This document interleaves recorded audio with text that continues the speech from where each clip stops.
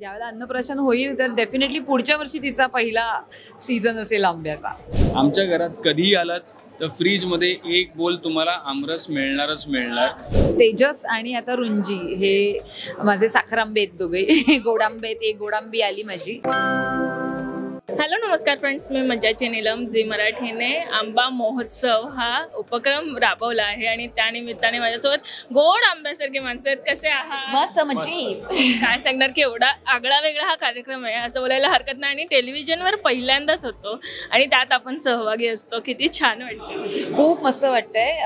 Normally असं होतं की आंब्याचा सीझन आल्यानंतर रोज म्हणजे आज आमरस केला तर मग उद्या काहीतरी वेगळं, मग 2 दिवसाची गॅप, परत काहीतरी वेगळा पदार्थ, असं सगळं करावं लागतं त्यावेळेला. पण हे सगळे पदार्थ जे काही आंब्यांपासून बनवले जातात ते सगळे एकाच ठिकाणी एकाच वेळी, म्हणजे वेलकम ड्रिंक पासून ते पानापर्यंत सगळं मला आज इथे कळलेलं आहे की अशा पद्धतीने असणार आहे. त्यामुळे खूप छान आहे आणि ही युनिक आयडिया जी झी मराठी घेऊन आलेलं आहे ते खरंच खूप छान आणि अप्रतिम आहे. पण जसं मे महिना आणि आंबा एक कनेक्शन असतं तसं आंबा आणि बालपण हे असं कनेक्शन असतं. किती मजा मस्ती होती गावी जेव्हा तिथे जाऊन ते आंबे चोरायचो आणि घेऊन यायचो आणि मग खायचो. ते त्याबद्दल काय सांगाल? टू बी फ्रँक, लहानपणी मी एवढं गावी कधी राहिलो नाही आंब्याच्या सीझनच्या वेळेस. पण मी माझं काही लहानपण होतं जे एक स्पॅन होता तो माझा पुण्यात गेलेला आहे. पुण्यामध्ये आम्ही त्यावेळेला मी बघायचो त्यावेळेला आता तरी खूप रहदारी वाढली, बिल्डिंग वाढल्या आहेत. पण सिंहगड रोडला खडकवासला डॅमजवळ बरेचसे अशी आमराई वगैरे असायची आणि आम्ही तिथे क्रिकेट खेळायला जायचो.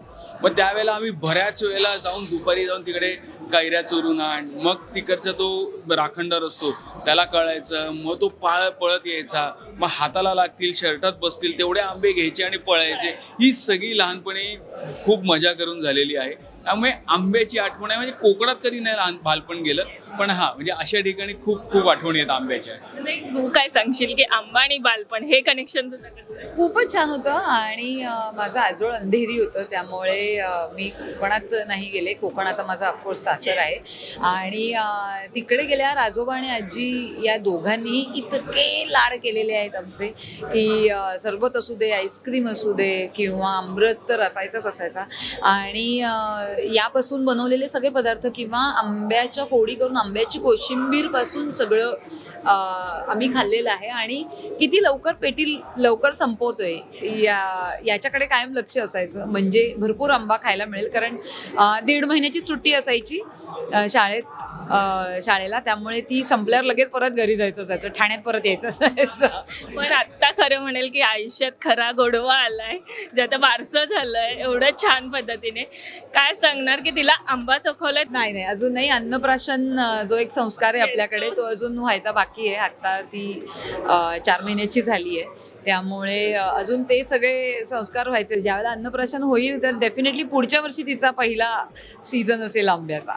पण आत्ता सध्या सगळं मे महिना असणार, आंबे असणार, घरी आमरस हा किती फेवरेट आहे? असं भरपूर म्हणजे मी, तेजस, त्याच्यानंतर आमच्या घरी माझी बहीण वगैरे येऊन जाऊन असते वगैरे, सगळ्यांचा अगदीच फेवरेट आहे. काही अगदीच नाही झालं तर आमच्याकडे म्हणजे GSBच्या पद्धतीची आंब्याची छोट्या आंब्यांची भाजी असते, सासव म्हणतात त्याला, ती पण केली जाते. त्यामुळे प्रत्येक ठिकाणी नुसतं आम्ही जसं म्हटलं की आमरस नाही तर आंब्याचे बरेच पदार्थ केले जातात. कालच मी तेजसला म्हटलं अरे आमरस घालून शिरा करायचा वेळेला बाकी राहिला, म्हटलं तो एकदा करून घेते. म्हणजे आंब्याच्या सीझन आल्यावर घरी वेगवेगळे पदार्थ असतात. हो, सगळे वेगवेगळे पदार्थ असतात. मगाशी तुमच्या एका प्रश्नाचं उत्तर मी देतो, आमरस किती फेमस आहे. आमच्या घरात कधीही आलात तर फ्रीजमध्ये एक बोल तुम्हाला आमरस मिळणारच मिळणार.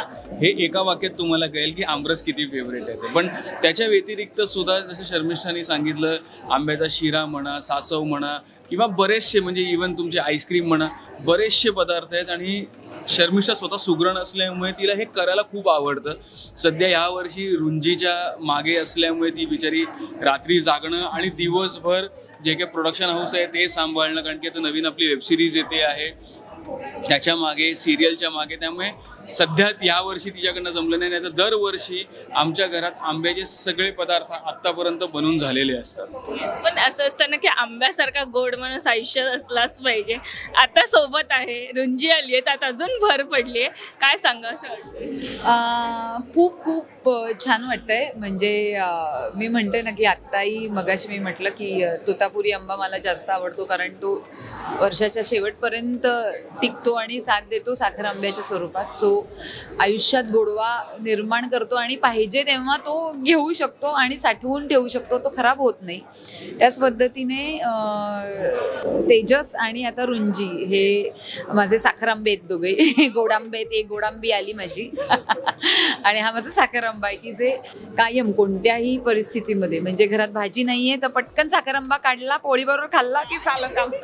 त्यामुळे कोणतीही परिस्थिती आली, अचानक काही नाहीये किंवा काही प्रॉब्लेम येतात, तर त्यावेळेला डेफिनेटली तेजस बरोबरीला असतो, साथीला असतो, तो उभा असतो.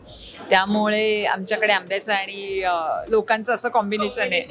जसं आता साखर आंबा बोलली, काय सांगणार? मला असे एक्झाम्पल्स देता येत नाहीत, पण मी खरं सांगेन, म्हणजे ज्या दिवसापासून शर्मिष्ठाला भेटलो, आम्ही कोविडमध्ये एकत्र भेटलो आणि त्याच्यानंतर आम्ही लग्न वगैरे केलं. पण येस, जसं शर्मिष्ठानी म्हणाली, ते आंब्याची गरज नाही, हा एक वेगळाच गोडवा आहे माझ्या आयुष्यात जो शर्मिष्ठानी आणलेला आहे. आणि रुंजीमुळे त्याला भर पडलेली, ते म्हणतात ना चेरी ऑन द केक असतं, तर तसं झालेलं आहे. गेल्या 3-4 महिन्यांमध्ये आमचं आयुष्य एक पॉझिटिव्ह वेनी आणि एका वेगळ्याच ह्यानी बदललेलं आहे. तो येस, खूप एक छान गोडवा आलेला आहे सगळ्या बाबतीत. पण आता हा उपक्रम तुम्ही एन्जॉय करा, मस्त आंबे खा आणि असाच गोडवा तुम्ही प्रेक्षकांना नवीन नवीन रूपात देता. Thank you so much. मराठी मनोरंजन सृष्टीमधील मालिका, चित्रपट, नाटक तसेच कलाकारांबद्दलच्या नवीन अपडेट्स जाणून घेण्यासाठी नक्की सबस्क्राईब करा इट्स मज्जा मराठी या आपल्या नवीन यूट्यूब चॅनलला.